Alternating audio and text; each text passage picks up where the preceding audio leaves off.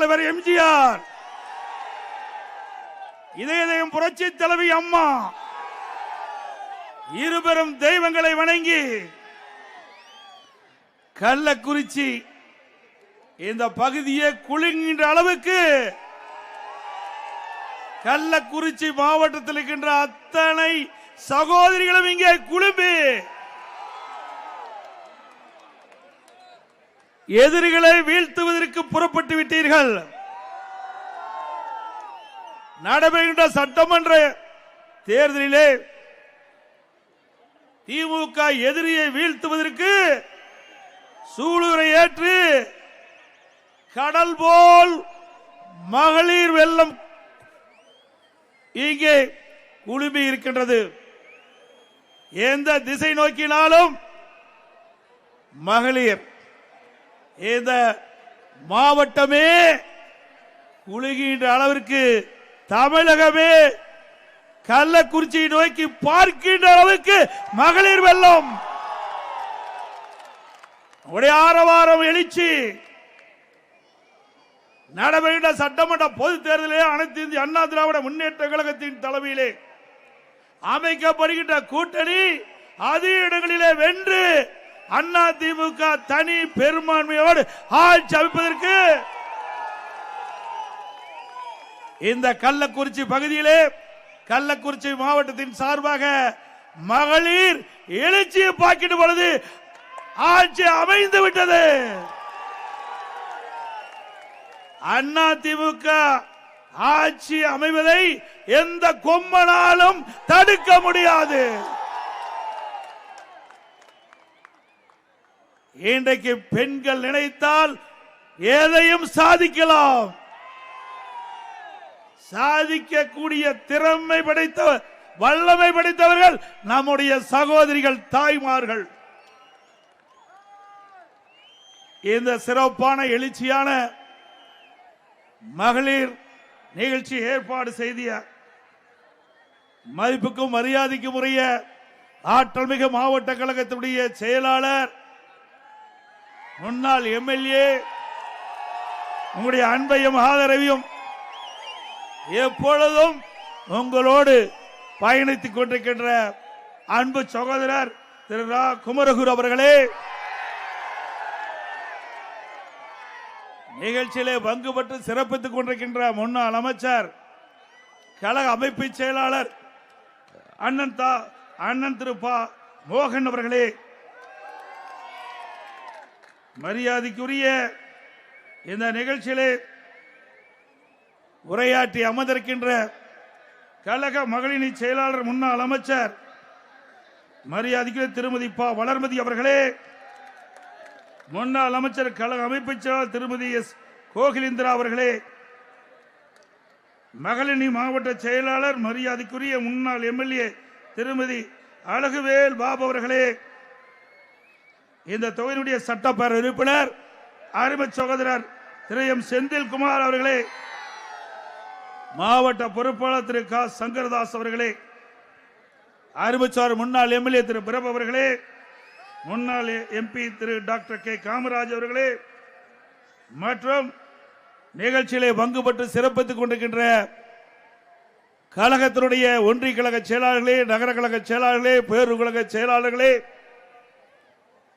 வரி சிறப்பித்துக் கொண்டிருக்கின்ற மாவட்டத்திலே பல்வேறு அணியைச் சேர்ந்த நிர்வாகிகளே, முன்னாள் நாடாளுமன்ற சட்டமன்ற உறுப்பினர்களே, வரி சிறப்பித்துக் கொண்டிருக்கின்ற மகளிரை சேர்ந்த மாநில நிர்வாகிகளே, மாவட்ட நிர்வாகிகளே, ஒன்றிய நகர பேரூர் பகுதியில் இருக்கின்ற மகளிரை சேர்ந்த நிர்வாகிகளே, இங்கே திரளாக குழுமிருக்கின்ற எனது அருமை சகோதரிகளே, தாய்மார்களே, கழக உடன்பிறப்புகளே, பத்திரிகையாளர் ஊடகங்களே, அத்தனை பேருக்கும் என்னுடைய முதற்க நன்றி கலந்த வணக்கம். இங்க ஒரு 4-5 நாளுக்கு முன்பு என்று கருதுகிறேன், எனக்கு முன்னாலே அக்கா வளர்மதி அவர்கள் குறிப்பிட்டார்கள், எங்கே இந்த நாட்டினுடைய முதலமைச்சர் திரு ஸ்டாலின் அவர்கள் கள்ளக்குறிச்சி மாவட்டத்திற்கு வருகிறது அவர் உரையாற்றுகின்ற பொழுது குறிப்பிட்டார், அனைத்து இந்திய அண்ணா திராவிட முன்னேற்ற கழக ஆட்சியிலே 5% தான் நிறைவேற்றப்பட்டது என்று ஒரு பொய்யான செய்தியை வெளிப்படுத்தி சென்றிருக்கின்றார். சிந்தித்து பாருங்கள். இந்த கள்ளக்குறிச்சி மாவட்டத்தை தோற்றுவித்தது அதிமுக ஆட்சி. இந்த கள்ளக்குறிச்சி மாவட்டத்திலே மாவட்ட மக்களுடைய கோரிக்கை ஏற்று குமரகுரு அவர்களுடைய கோரிக்கை ஏற்று இந்த பகுதியில் நாடாளுமன்ற சட்டமன்ற உறுப்பினர்கள் கோரிக்கை ஏற்று கழக நிர்வாகிகளை கோரிக்கை ஏற்று பொதுமக்களுடைய கோரிக்கை ஏற்று இந்த மாவட்ட மக்களுக்கு உரிய சிகிச்சை அளிக்க வேண்டும் என்ற அடிப்படையிலே பிரம்மாண்டமான மருத்துவக் கல்லூரி மருத்துவமனை கொண்டு வந்தது அதிமுக ஆட்சி. திரு ஸ்டாலின் அவர்கள் திறந்து வைத்ததே அதிமுக ஆட்சியில் அடிக்கல் நாட்டப்பட்ட மாவட்ட ஆட்சியாளர் அலுவலகம். திரு ஸ்டாலின் கொண்டு வந்த மாவட்ட ஆட்சியாளர் அல்ல, அதிமுக ஆட்சியிலே அடிக்கல் நாட்டப்பட்ட அந்த திட்டத்தை தான் திமுக ஆட்சியிலே முடிவிட்டு திறந்து வைத்திருக்கின்றார். நாம் பெற்ற பிள்ளைக்கு ஸ்டாலின் பெயர் வைத்திருக்கின்றார். அவ்வளவுதான் அவருடைய சாதனை. ஸ்டாலின் அவர்களே, சேலஞ்சு பண்றீங்க. எதிலே சேலஞ்சு பண்றீங்க? அனைத்து இந்திய அண்ணா திராவிட முன்னேற்ற கழக ஆட்சியிலே நடைபெற்ற பணிகள் குறித்து சேலஞ்சு பண்ணுகிறீர்களா? அனைத்து இந்திய அண்ணா திராவிட முன்னேற்ற கழகத்தினுடைய நிர்வாகத்திலே சேலஞ்சு பண்ணுகிறீர்களா? இன்றைக்கு அனைத்து இந்திய அண்ணா திராவிட முன்னேற்ற கழகம் 2011 2021 வரைக்கும் ஏராளமான திட்டங்களை கொண்டு வந்து நிறைவேற்றப்பட்டது. பொன்மனச்சம்பல் புரட்சித் தலைவர் எம்ஜிஆர் அவர்கள் ஆட்சியில் இருக்கின்ற பொழுதும் நிறைய திட்டங்களை கொண்டு வந்து நிறைவேற்றினார். புரட்சித் தலைவர் எம்ஜிஆர் வரவேற்க பிறகு மாண்புமிகு புரட்சித் தலைவி அம்மா அவர்கள் எவ்வளவு சோதனைக்கு இடையிலே ஆட்சி பொறுப்பேற்று திறமையான நிர்வாகத்தின் காரணமாக பல்வேறு திட்டங்களை கொண்டு வந்து கிராமத்திலிருந்து நகரம் வரை ஏற்றம் பெறுவதற்கு அடிக்கல் நட்டவர்கள் நம்முடைய இருவரும் தலைவர்கள். உடைய ஆட்சியிலே மக்கள் என்ன நன்மை பெற்றார்கள்? இந்த மாவட்டத்திலே அனைத்து இந்திய அண்ணா திராவிட முன்னேற்ற கழகத்திலே கூட்டு குடி திட்டத்தை நாங்கள் கொண்டு வர முயற்சித்தோம், அடிக்கல் நாட்டினோம். அதையும் ரத்து செய்துதான் இந்த ஆட்சியுடைய சாதனை. குடிப்பதற்கு குடிக்கின்ற தண்ணீரை கூட தடுத்து நிறுத்திய அரசாங்கம் தேவையா? இன்றைக்கு சுதந்திரம் அடைந்து எத்தனை ஆண்டுகாலம் ஆகிறது? நாம் சுதந்திர ஜனநாயக நாட்டிலே வாழ்ந்தாலும் மக்களுக்கு தேவையான அடிப்படை வசதிகள் முழுமையாக கிடைக்காத ஒரு சூழ்நிலையிலே மக்களுடைய கோரிக்கையை ஏற்று கிராமத்திலிருந்து நகரம் வரை தங்குதடையில்லாமல் பாதுகாக்கப்பட்ட குடிநீர் வழங்குவதற்கு அதிமுக ஆட்சியிலே எடுக்கப்பட்ட நடவடிக்கைக்கு முட்டுக்கட்டையாக இருந்தது திராவிட முன்னேற்ற கழக அரசாங்கம். அதிமுக அரசாங்கம் இருக்கின்ற பொழுது 73 கூட்டு குடி திட்டத்திற்கு நாங்கள் நிறைவேற்றி கொடுத்தோம். இன்றைக்கு தாய்மார்கள் தண்ணீருக்கு அலைய வேண்டிய நிலை இல்லாத ஒரு சூழ்நிலை நாங்கள் ஏற்படுத்தி கொடுத்தோம். இன்றைக்கு உணவு இல்லாமல் கூட வாழ்ந்து விடலாம், தண்ணீர் இல்லாமல் வாழ முடியாது. இதெல்லாம் மாண்புமிகு புரட்சி தலைவர் எம்ஜிஆர் காலத்திலும் சரி, அம்மா காலத்திலும் சரி, இருவரும் தலையிலே வழியிலே வந்த அம்மாவுடைய அரசாங்கம் நம்முடைய தாய்மார்களுக்கு எவ்வித பிரச்சனையும் இருக்கக்கூடாது, உரிய நடவடிக்கை எடுக்கப்படும். அதேபோல கோவை கல்லூரி மாணவி இன்றைக்கு பாலியல் துன்பத்திற்கு ஆளாகப்பட்டார். அதோடு திருவண்ணாமலையில் இன்றைக்கு லாரியிலே 2 பெண்கள் சென்று கொண்டிருந்த பொழுது வழியிலே காவல்துறை சேர்ந்தவர்கள் அவர்களை அந்த 2 பெண்மணியும் இறக்கி 2 இருசக்கர வாகனத்தில் அழைத்து சென்று அவருடைய தாயின் கண்ணெதிரே அவருடைய மகளை பாலியல் சீண்டலுக்கு உட்படுத்தியிருக்கிறார். இப்படிப்பட்ட கொடுமையான ஆட்சி தேவையா? அதே போல சென்னை விருகம்பாக்கம் பெண் காவலருக்கு திருமதி கனிமொழி எம்பி அவர்கள் பொதுக்கூட்டத்திலே பாதுகாப்புக்கு சென்ற அந்த காலகட்டத்திலே சிலர் அவருக்கு பாலியல் சீண்டல் ஏற்படுத்தினார். இப்படிப்பட்ட அவலநிலை தான் இந்த ஆட்சியிலே நடைபெற்றுக் கொண்டிருக்கிறது.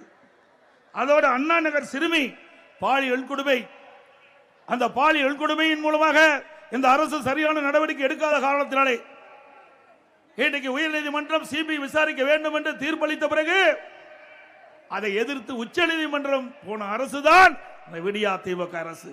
உங்களுக்கு யார் விசாரித்தால் என்ன? பாதிக்கப்பட்டவர்களுக்கு நியாயம் கிடைக்க வேண்டும், அதுதான் ஒரு நியாயமான அரசாங்கம் செய்ய வேண்டிய கடமை. இந்த அரசாங்கம் கடமையிலிருந்து தவறிய காரணத்தினால் சம்பந்தப்பட்டவர்கள் நீதிமன்றத்தின் மூலமாக அவர்களுக்கு சிபிஐ விசாரணை இருந்தால் நியாயம் கிடைக்கும், உண்மையான குற்றவாளிகள் தண்டிக்கப்படுவார்கள் என்று கருதிதான் உச்சநீதிமன்றம் சென்று தீர்ப்பை பெறுகின்ற சூழ்நிலை இந்த ஆட்சியிலே பார்க்கப்படுகின்றது. அதே போல அரக்கோணம் திமுக நிர்வாகி தெய்வ செயல் பெண்களை மானபங்கம் படுத்திய கொடுமை எல்லா வலைதளங்களும் பார்த்தோம். இந்த மாவட்டத்தில் இருக்கின்ற முன்னாள் மந்திரி பொன்முடி உங்களுக்கு நல்லா தெரியும்.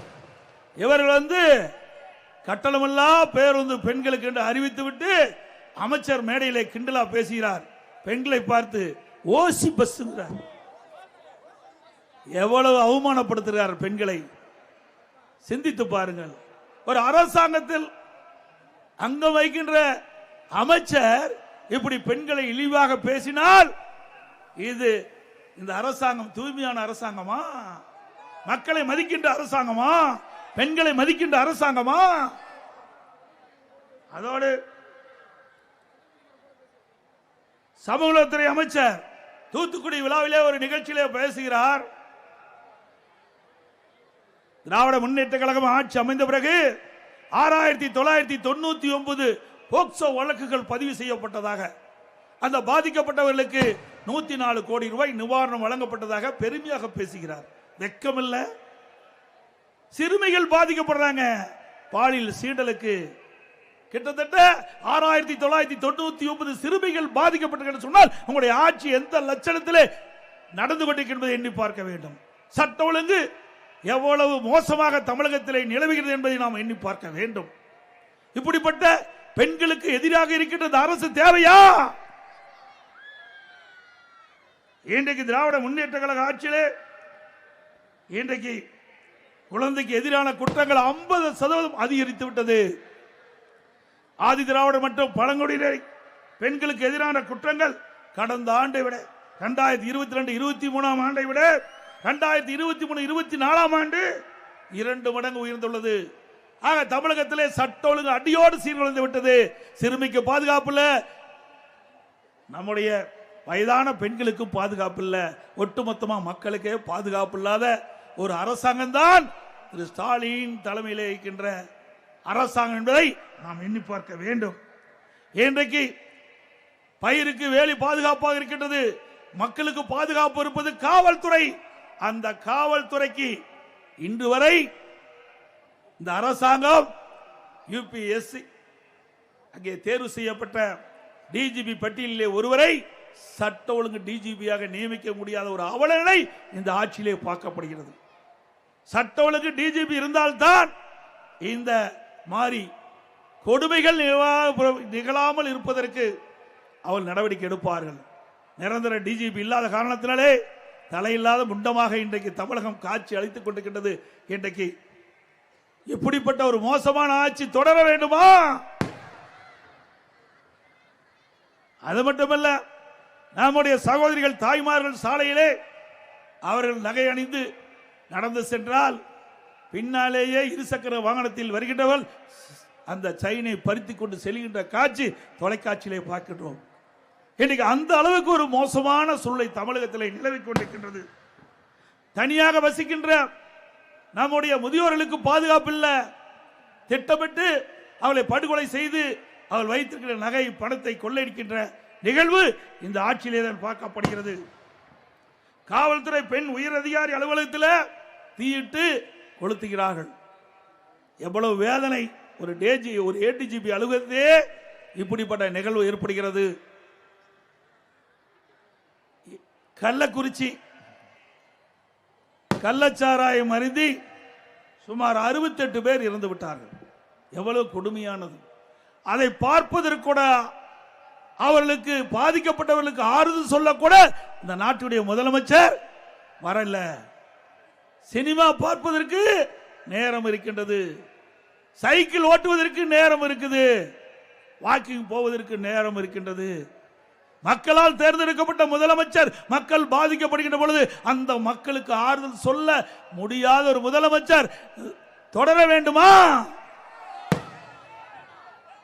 இந்த கள்ளக்குறிச்சி கள்ளச்சாராய மரணம் 3 பேர் முதலிலே இறக்கின்றார்கள். மாலையிலே மாவட்ட ஆட்சித்தலைவர், இந்த மாவட்டத்தினுடைய கண்காணிப்பாளர், இந்த மாவட்டத்தில் இருக்கின்ற ஒரு சட்டமன்ற உறுப்பினர் 3 பேரும் இணைந்து அந்த மாவட்ட ஆட்சியர் அந்த நிகழ்ச்சியிலே பத்திரிகையாளருக்கு தொலைக்காட்சிக்கு பேட்டி கொடுக்கிறார். அப்பொழுது மாவட்ட ஆட்சித்தலைவர் சொல்கிறார், பல்வேறு காரணங்களினால் இந்த 3 பேர் இறந்து விட்டார்கள் என்று சொல்லுகிறார். ஆனால் அவர்கள் 3 பேரும் கள்ளச்சாராயம் அருந்திதான் இறந்து விட்டார்கள். அந்த உண்மையை சொல்லி இருந்தால் இந்த நிகழ்வு ஏற்பட்டிருக்காது. அடுத்த நாள் அவருடைய 3 பேர் துக்கத்திற்கு அவருடைய உற்றார் உறவினர்கள் நண்பர்கள் வந்து அதே கள்ளச்சாராயத்தை அருந்திய காரணத்தினால் கிட்டத்தட்ட 65 பேர் இறந்து விட்டார்கள். இதற்கு காரணம் இந்த மாவட்ட ஆட்சியாளர்களும் மாவட்ட காவல்துறை கண்காணிப்பாளர், இந்த மாவட்டத்தைச் சேர்ந்த ஒரு சட்டமன்ற உறுப்பினர்.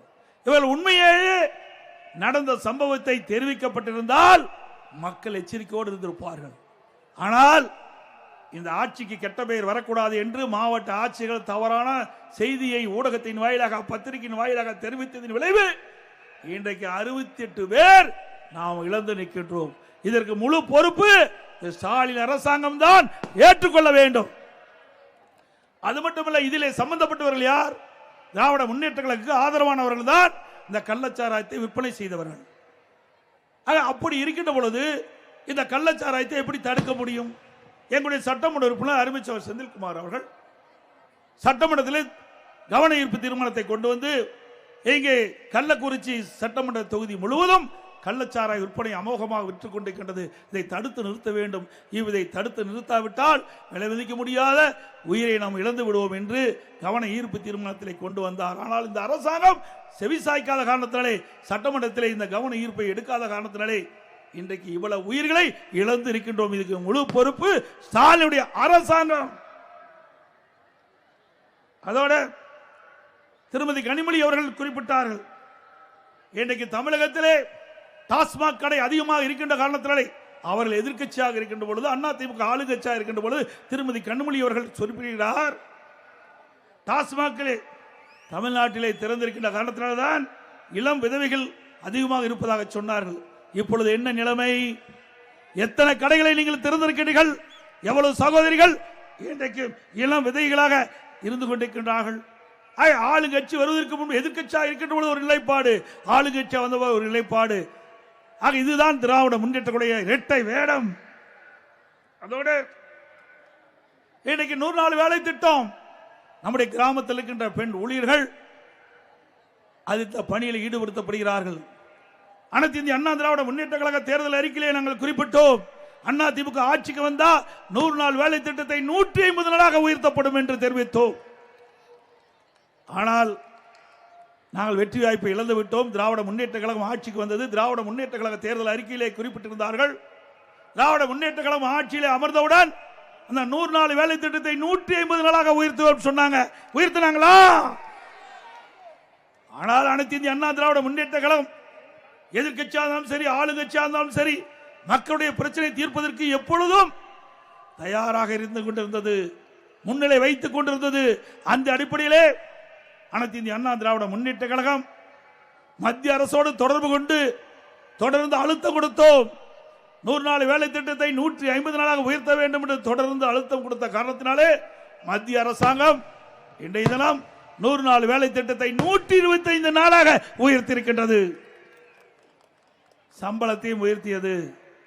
அது பொறுத்துக் கொள்ள முடியாத திரு ஸ்டாலின் அரசாங்கம், திமுக கூட்டணி அங்கமைக்கின்ற கட்சிகள் திட்டமிட்டு தாங்கள் கொடுக்கப்பட்ட வாக்குறுதியை நிறைவேற்ற முடியவில்லை. இருந்தாலும் அனைத்து இந்திய அண்ணா திராவிட முன்னேற்ற கழகம் மத்தியிலே தொடர்ந்து அழுத்தம் கொடுத்த காரணத்தினாலே மத்திய அரசாங்கம் இசைவளித்திருக்கின்றது.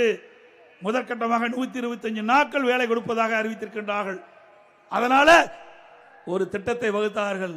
இந்த திட்டம் ரத்து செய்யப்படும் என்ற ஒரு தவறான அவதூறான பொய் பிரச்சாரத்தை அங்காங்கே ஆர்ப்பாட்டத்தின் மூலமாக கூட்டத்தின் வாயிலாக தெரிவித்தார்கள். இப்பொழுது இந்த கூட்டத்தின் வாயிலாக நாங்கள் தெரிவிக்கின்றோம், 100 நாள் வேலை திட்டம் 125 நாட்களாக உயர்த்தப்பட்டு விட்டது. இது உறுதியான நிலைப்பாடு. எந்த காலகட்டத்திலும் இந்த 125 நாள் வேலை திட்டம் ரத்தாகாது. அதுவும் 15 நாள்ல வேலை செய்து 15வது நாள் அவர்களுக்கு அந்த ஊதியத்தை வழங்க வேண்டும் என்று மத்திய அரசு இன்றைக்கு உத்தரவு வழங்கி இருக்கின்றது. மீண்டும் அனைத்து இந்திய அண்ணா திராவிட முன்னேற்ற கழக ஆட்சி நடைபெறுகின்ற சட்டமன்ற தேர்தலில் வெற்றி பெற்று ஆட்சி அமைந்தவுடன் 125 நாளை 150 நாளாக உயர்த்தப்படும்.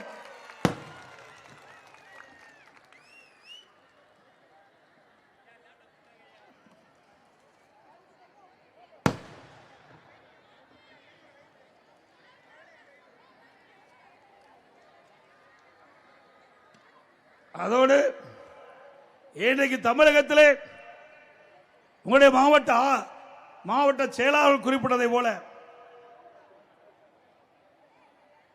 ஒவ்வொரு நாளும் மக்கள் செத்து பிழைத்துக் கொண்டிருக்கின்றார்கள்.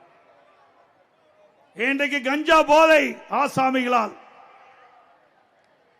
பல்வேறு போதைப் பொருள் பயன்படுத்துவதால் இன்றைக்கு நாடு சீரழிந்து கொண்டிருக்கின்றது. இந்த ஆட்சியிலே கொலை, கொள்ளை, திருட்டு, வழிப்பறிவு, பாலியல் வன்கொடுமை நடக்காத நாளே இல்லை. இன்றைக்கு தொலைக்காட்சியில தங்கம் என்ன நிலவரம்னு பார்ப்பாங்க, வெள்ளி என்ன நிலவரம்னு பார்ப்பாங்க. இன்றைக்கு கொலை நிலவரம் என்ன என்றுதான் தொலைக்காட்சியிலே பார்க்கக்கூடிய அவல நிலை திரு ஸ்டாலின் ஆட்சியிலே பார்க்கப்படுகிறது. அதோடு திராவிட முன்னேற்ற கழகம் 2021 சட்டமன்ற பொதுத் தேர்தல் போது சுமார் 525 அறிவிப்புகள் வெளியிட்டார்கள் திரு ஸ்டாலின் அவர்கள். அதிலே நாளில் ஒரு பங்கு அறிவிப்பு கூட நிறைவேற்றப்படவில்லை.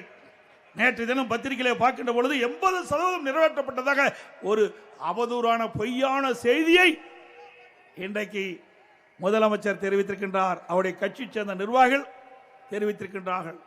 அது உண்மைங்களா? உண்மையா? திரு ஸ்டாலின் அறிவிக்கப்பட்ட அந்த அறிவிப்புகளை நிறைவேற்றப்பட்டதா? நீங்களே சொல்லுங்க. அத்தனையும் பொய். 100 நாள் வேலை திட்டத்தை 150 நாளா உயர்த்தல. ரேஷன் கடையில் 1 கிலோ சர்க்கரைக்கு பதிலாக 2 கிலோ சர்க்கரை கொடுத்தாங்களா? மாதந்தோறும் கேஸ் சிலிண்டருக்கு மானியம் 100 ரூபாய் கொடுத்தாங்களா? நம்முடைய மாணவர்கள், இளைஞர்கள் கல்வி கற்பதற்கு வங்கியில வாங்கி கடன் ரத்துன்னு சொன்னாங்க, ரத்து பண்ணாங்களா? நீட் தேர்வு ரத்து செஞ்சாங்களா? நீட் தேர்வு ரத்து செய்ய ரகசியம் இருக்குன்னு சொன்னாங்க. இப்பொழுது ரகசியத்தை திரு ஸ்டாலின் அவர்கள் சட்டமன்றத்தில் தெரிவித்தார். நீதிமன்றத்தில் இந்த வழக்கு இருக்கின்ற காரணத்தினாலே இதை நிறைவேற்ற முடியாது என்று ரகசியத்தை சொல்லி உடைத்து விட்டார். இதுதான் திமுகவுடைய நிலைமை. இன்னைக்கு திராவிட முன்னேற்ற கழகம் என்றால் அது ஒரு குடும்ப கட்சி, வாரிசு அரசியல். சிந்தித்து பார்க்க வேண்டும். அந்த கட்சியில திரு கருணாநிதி குடும்பத்தை சார்ந்தவர்கள் தான் தமிழகத்தில் ஆட்சி அதிகாரத்துக்கு வர முடியும். திமுக கட்சியிலும் ஆட்சி அதிகாரத்துக்கு வர முடியும். ஆனால் அனைத்து இந்திய அண்ணா திராவிட முன்னேற்ற கழகத்தில் ஒரு சாதாரண தொண்டன் கூட இந்த கட்சியுடைய பொதுச் செயலாளராக வர முடியும். ஒரு சாதாரண தொண்டன் கூட சட்டமன்ற உறுப்பினர் ஆகலாம், நாடாளுமன்ற உறுப்பினர் ஆகலாம், அமைச்சர் ஆகலாம், ஏன் முதலமைச்சரே ஆகலாம். ஒரு ஜனநாயகம் உள்ள ஒரே இயக்கம் அனைத்து இந்திய அண்ணா திராவிட முன்னேற்ற கழகம். திமுக போல குடும்ப கட்சி அல்ல. இந்த கட்சியிலே சுதந்திரம் இருக்கின்றது. யாரெல்லாம் உழைக்கின்றார்களோ, யாரெல்லாம் கட்சிக்கு தலைமைக்கு விசுவாசமாக இருக்கின்றார்களோ, மக்களுக்கு உழைக்கின்றார்களோ, அவர்களுக்கெல்லாம் அவருடைய வீட்டு கதவை தட்டி தானாக பதவி கொடுக்கின்ற கட்சி அண்ணா திமுக கட்சி. திமுகவை எடுத்துக்கங்க. திரு பொன்முடி இருந்தா அவருடைய மகன் தான் வருவாரு. திரு நேரு இருந்தா அவருடைய மகன் தான் வருவாரு. இன்றைக்கு திண்டுக்கல் இருக்கின்ற பெரியசாமி அவர் இருந்தா அவருடைய மகன் தான் வருவாரு.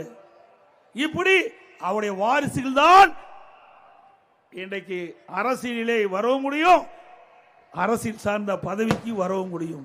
அண்ணா திமுக அப்படி இல்லை. உங்க கள்ளக்குறிச்சி எம்எல்ஏ யார்? உதாரணத்துக்கு கள்ளக்குறிச்சி எம்எல்ஏ அவர் எங்கே இருக்கிறார் சொல்லு பார்க்கலாம். சாதாரண குடும்பத்தை சேர்ந்தவர். அப்படிப்பட்ட குடும்பத்தில் இருக்கின்றவருக்கு கூட பதவிக்கு கிடைக்கக்கூடிய ஒரே கட்சி அதிமுக கட்சி. ஏழை பணக்காரர் என்று வித்தியாசம் பார்ப்பதில்லை. யார் உழைக்கின்றார்கள், யார் மக்களுக்கு சேவை செய்கின்றார்கள், யார் இயக்கத்திற்கு விசுவாசமாக இருக்கின்றார்கள், அதைத்தான் முன்னிறுத்தி அதிமுக அவளுக்கு வாய்ப்பை கொடுக்கின்றது. இது அதிமுக கட்சி. திமுக கட்சி அப்படி அல்ல. இன்றைக்கு அதோட விலைவாசி உயர்வு விண்ணை முட்டுகின்ற அளவுக்கு உயர்ந்து விட்டது. இன்றைக்கு அரிசி விலை உயர்வு, பருப்பு விலை உயர்வு, எண்ணெய் விலை உயர்வு, மக்கள் தாக்கு பிடிக்க முடியாத நிலையில இன்றைக்கு இருந்து கொண்டிருக்கின்ற நிலையை நாம் பார்க்கின்றோம். அதோட கட்டுமான பொருட்கள் விலை உயர்ந்து விட்டது. ஜல்லி விலை உயர்வு, எம்சேண்ட் விலை உயர்வு, செங்கல் விலை உயர்வு, கம்பி விலை உயர்வு, சிமெண்ட் விலை உயர்வு, மரம் கேட்க வேண்டிய இல்லை, பல மடங்கு உயர்வு. இனி இந்த ஆட்சியில் வீடே கட்ட முடியாது. வீடு கட்டினா கனவுல வீடு கட்டிக்கலாம், நிஜத்தில் வீடே கட்ட முடியாது.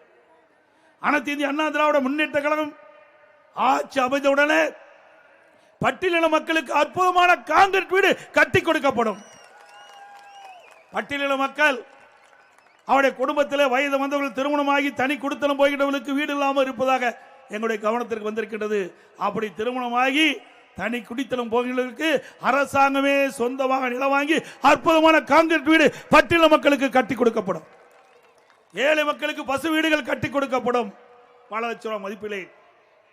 அதுபோல நிறுத்தப்பட்ட திட்டம் தாலிக்கு தங்க திட்டம் அதிமுக ஆட்சி தொடரும். திருமண உதவி திட்டம் 25,000 50,000 வழங்கப்படும். அந்த திட்டத்திலே இடம்பெறுகின்ற மணப்பெண்ணுக்கு பட்டு சேலை வழங்கப்படும், மணமகனுக்கு பட்டு வேஷ்டி வழங்கப்படும்.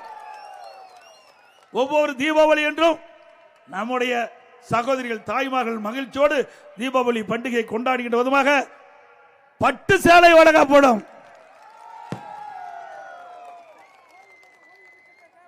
அதோட அனைத்து இந்திய அண்ணா திராவிட முன்னேற்ற கழகம் ஆட்சியிலே பெண்களுக்கு முன்னுரிமை வழங்கப்படும். கிராமத்திலிருந்து நகரம் வரை இருக்கின்ற பெண்களுக்கு சுயமாக தொழில் தொடங்கக்கூடிய சூழ்நிலை உருவாக்கி தரப்படும். எல்லா மாவட்டங்களிலும் பெண்களுக்கு வேலைவாய்ப்பை உருவாக்கின்ற விதமாக தொழிற்சாலைகள் அமைத்துக் கொடுக்கப்படும். மாணவ சமுதாயம் வளர வேண்டும், இளைஞர்களுக்கு வேலைவாய்ப்பு கிடைக்க வேண்டும் என்ற அடிப்படையிலே தொழில் சிறக்க தொழிற்சாலைகள் அதிகமாக திறக்கப்படும். அதனால் படித்த இளைஞர்களுக்கு வேலைவாய்ப்பு கிடைக்கும். இதெல்லாம் அனைத்து இந்திய அண்ணா திராவிட முன்னேற்ற கழகம் ஆட்சி வளர்ந்தவுடன் இவ்வளவு திட்டங்களையும் நாங்கள் நிறைவேற்றி கொடுப்போம் என்பதை நேரத்தில் தெரிவிக்க விரும்புகின்றேன். அதே போல திராவிட முன்னேற்ற கழகம் எதிர்க்கட்சியாக இருக்கின்ற பொழுது நாங்கள் பொங்கல் பரிசு கொடுத்தோம். அப்பொழுது 2,500 ரூபாய் கொடுத்தோம். அப்ப திரு ஸ்டாலின் அவர்கள் எதிர்க்கட்சி தலைவராக இருந்தார். அப்பொழுது என்ன குறிப்பிட்டார்? எனக்கு 5,000 ரூபாய் கொடுக்க வேண்டும் சொன்னார். அப்பொழுது அதிமுக ஆட்சி இருக்கின்ற பொழுது ஒவ்வொரு குடும்ப அட்டைக்கும் பொங்கல் பரிசாக 2,500 ரூபாய் கொடுக்கின்ற பொழுது திரு ஸ்டாலின் அவர்கள் 5,000 ரூபாய் கொடுக்க வேண்டும் என்று சொன்னார். நான் 15 நாளுக்கு முன்பாகவே கூட்டத்தின் வாயிலாக இந்த முதலமைச்சர் கவனத்திற்கு கொண்டு சென்றேன். நீங்கள் எதிர்க்கட்சியாக இருக்கின்ற பொழுது கோரிக்கை வைத்தீர்கள் 5,000 கொடுக்க வேண்டும் என்று. இப்பொழுது முதலமைச்சராக இருக்கின்றீர்கள், நீங்கள் வைத்த கோரிக்கையின் அடிப்படை எல்லா குடும்ப அட்டைக்கும் 5,000 ரூபாய் கொடுக்க வேண்டும் என்று தெரிவித்தோம். ஆனா 3,000 தான் கொடுத்திருக்கிறார். 3 வருஷமா எதுவுமே கொடுக்கல, இப்பொழுதுதான் கொடுத்திருக்கிறார். ஆக அது மட்டுமல்ல, லேப்டாப் நம்முடைய அரசு பள்ளியில் படிக்கின்ற மாணவர்களுக்கு மாண்புமிகு புரட்சி தலைவி அம்மா அவர்கள் விஞ்ஞான கல்வி கிடைக்க வேண்டும், அறிவுபூர்வமான கல்வி நம்முடைய மாணவர் சமுதாயம் கிடைக்க வேண்டும். பெரும்பாலும் அரசு பள்ளியில் படிக்கின்ற மாணவர்கள் ஏழை குடும்பத்தைச் சேர்ந்தவர்கள், நடுத்தர குடும்பத்தைச் சேர்ந்தவர்கள்.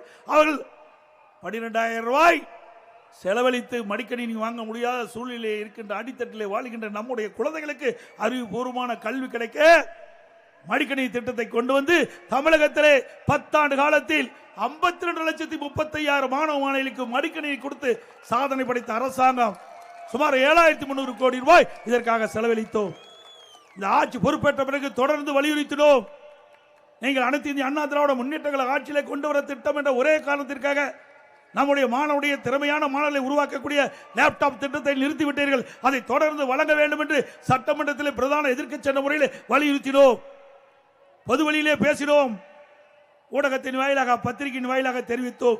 4 ஆண்டு காலம் திரு ஸ்டாலின் அவர்கள் கண்டுகொள்ளவே இல்லை. இன்றைக்கு மக்களுடைய செல்வாக்கை இழந்து விட்டார். நடைபெறுகின்ற சட்டமன்ற பொதுத் தேர்தலில் தோல்வி அடைந்து விடும் என்ற தோல்வி பயத்திலே இன்றைக்கு அறிவித்திருக்கின்றார். கல்லூரியில் படிக்கின்ற மாணவர்களுக்கு லேப்டாப் கொடுப்பதாக அறிவித்து இன்றைய தினம் அவர் முதற்கட்டமாக அந்த திட்டத்தை அறிவித்து கொடுத்திருக்கின்றார் மாணவர்களுக்கு. நாங்கள் அந்த திட்டத்தை அதிமுக ஆட்சியிலே கொண்டு வரப்பட்ட திட்டம், அதை நாங்கள் வரவேற்கின்றோம். திரு ஸ்டாலின் அவர்களை இப்பொழுது ஏற்றுக்கொண்டு விட்டார்.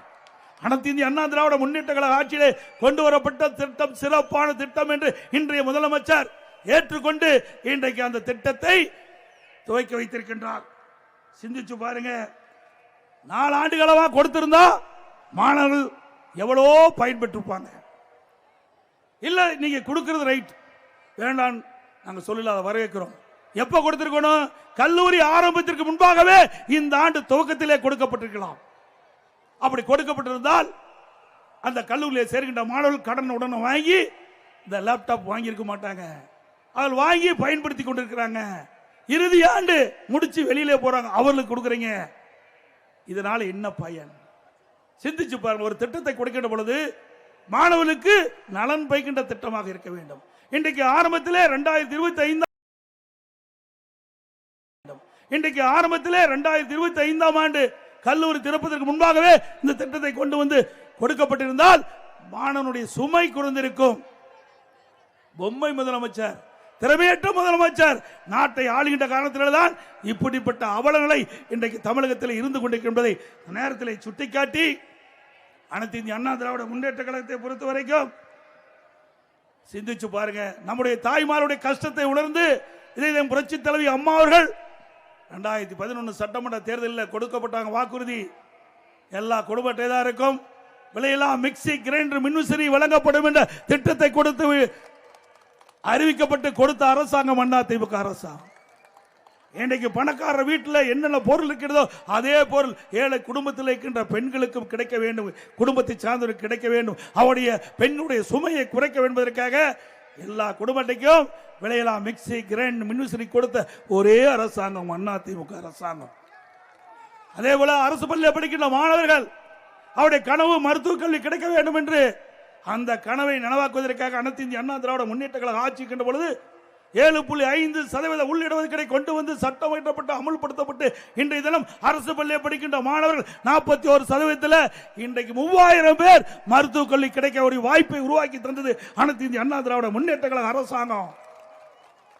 அதே போல ஒரே ஆண்டில் 11 மருத்துவக் கல்லூரி, 10 ஆண்டுல 2021 வரைக்கும் 17 அரசு மருத்துவக் கல்லூரி மருத்துவமனை கொண்டாந்து வரலாற்று சாதனை படைத்த அரசாங்கம் அதிமுக அரசாங்கம். இன்றைக்கு அனைத்து திராவிட முன்னேற்ற கழகம் ஆட்சி பொறுப்பேற்று 4.25 ஆண்டு ஆகிவிட்டது. இந்த 4.25 ஆண்டு காலத்திலே ஒரு அரசு மருத்துவக் கல்லூரி கூட கொண்டு வர முடியவில்லை. ஒரு கையிலாகாத அரசாங்கம். அதுபோல தமிழகத்திலே நிர்வாகம் சிறப்பாக இருக்க என்பதற்காக 6 மாவட்டத்தை புதிதாக தோற்றுவித்தோம். அதுதான் கள்ளக்குறிச்சியும் ஒன்று. 7 சட்டக்கல்லூரியை கொடுத்தோம், 68 கலை மற்றும் அறிவியல் கல்லூரி கொடுத்தோம், 21 பாலிடெக்னிக் கல்லூரி கொடுத்தோம், 4 பொறியியல் கல்லூரி, 5 வேளாண்மை கல்லூரி, 5 கால்நடை மருத்துவக் கல்லூரி ஆராய்ச்சி நிலையம், இங்கே பிரம்மாண்டமாக கால்நடை பூங்கா 1000 கோடியில் 50 ஏக்கர்ல கொடுத்தோம். இப்படி சாதனை மேல் சாதனை படுத்திருக்கும் ஸ்டாலின் அவர்களே, தெரியாட்டுனா படிச்சு தெரிஞ்சுக்கங்க, சேலஞ்சு பண்ற விட்டுருங்க, நீங்கள் சொல்லுங்கள், மக்கள் தீர்ப்பளிக்க வேண்டும், இதுதான் சேலஞ்சு. ஆனா அப்படி இதை தெரிவித்தார் உடனே அங்க இருக்கிற ஒரு அமைச்சர், சட்டத்துறை அமைச்சர், வேண்டுமென்றே திட்டமிட்டு எடப்பாடி பழனிசாமி பேசுறார், நாங்க சொன்னா ஏற்றுக்கொள்ள மாட்டாரா என்று. நீங்கள் சொல்றதுக்கு ஒண்ணுமே இல்லையே, அத்தனையும் அதிமுக ஆட்சியில் செய்த சாதனை தானே. எங்கே பார்த்தாலும் பாலங்கள் சாலைகள் அற்புதமாக கொடுத்தோம். இன்றைக்கு கிராமத்திலிருந்து நகர வரை நம்முடைய மாணவ செல்வங்கள் படிப்பதற்கு ஆரம்பப்பள்ளி, உயர்நிலைப்பள்ளி, நடுநிலைப்பள்ளி, ஆரம்பப்பள்ளி, நடுநிலைப்பள்ளி, உயர்நிலைப்பள்ளி, மேல்நிலைப்பள்ளி, கல்லூரி என்று அதிகமான பள்ளிகளை திறந்து கற்போடைய எண்ணிக்கை தமிழகத்திலே முதல் இடத்துக்கு கொண்டு வந்தது அதிமுக ஆட்சி. அனைத்து இந்திய அண்ணா திராவிட முன்னேற்ற கழக ஆட்சியிலே தொழில் முதலீட்டு மாநாட்டை நடத்தி 2015 2,42,000 கோடி தொழில் முதலீட்டு ஈர்க்கப்பட்டு 98 புரிந்துணர்வு ஒப்பந்தங்கள் போடப்பட்டு புதிய புதிய தொழிற்சாலை தமிழகத்துக்கு வந்து நம்முடைய படித்த இளைஞர்களுக்கு வேலைவாய்ப்பை உருவாக்கி தந்தது அனைத்து இந்திய அண்ணா திராவிட முன்னேற்ற கழக ஆட்சி. அம்மாவுடைய வழியிலே வந்த அம்மாவுடைய அரசாங்கம் 2019 ஜனவரி மாதம் பிரமாண்டமான தொழில் முதலீட்டு மாநாட்டை நடத்தி சுமார் 3,500,000 கோடி தொழில் முதலீட்டு ஈர்க்கப்பட்டு 304 புரிந்துணர்வு ஒப்பந்தங்கள் போட்டு இன்றைக்கு பணிகள் துவங்கப்பட்டு நடைபெற்று வருகின்றன. பல பணிகள் முடிவுற்று இன்றைக்கு நமக்கு வேலைக்கு நம்முடைய இளைஞர்களுக்கு வேலை வாய்ப்பு கிடைக்கிறது. இதுதான் சாதனை. இன்னைக்கு திராவிட முன்னேற்ற கழகம் ஆட்சி அமைந்த பிறகு இந்த 4.25 ஆண்டு காலத்தில் எப்பொழுது பார்த்தாலும் திரு ஸ்டாலின் சொல்லுகிறார், தொழில்துறை அமைச்சர் சொல்றார், திராவிட முன்னேற்ற கழகத்தில் நிறைய தொழிற்சாலைகளை கொண்டு வந்தோம் என்று வெள்ளை அறிக்கை கொடுங்க. அது கேட்டா வெள்ளை பேப்பரை நீட்டார். வெள்ளை பேப்பர் தான் உண்மை, எதுவுமே செய்யல. அவர் காட்டியது உண்மைதான். அண்ணா திமுக ஆட்சியில் இவ்வளவு திட்டங்களையும் நாங்கள் செஞ்சிருக்கிறோம். வெளிப்படையா சொல்றோம். திராவிட முன்னேற்ற கழகத்தில் எத்தனை தொழிற்சாலை கொண்டு வந்தீர்கள், எத்தனை புரிந்துணர்வு ஒப்பந்தம் போட்டீர்கள், அதனுடைய நிலைமை என்ன, அதை சொல்லுங்கள். எத்தனை பேருக்கு வேலை வாய்ப்பு கிடைக்குது என்று சொல்லுங்கள். மக்கள் கேட்கிறார்கள். கேட்டா பதிலே இல்லை. இப்படிப்பட்ட ஆட்சி தொடர வேண்டுமா?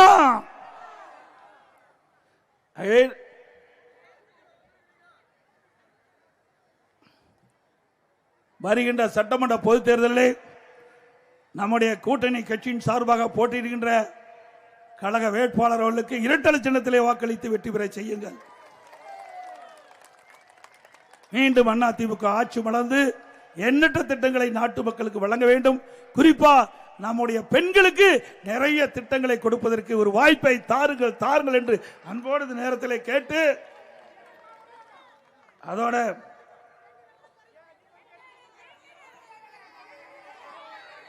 மக்களை காப்போம், தமிழகத்தை மீட்போம்.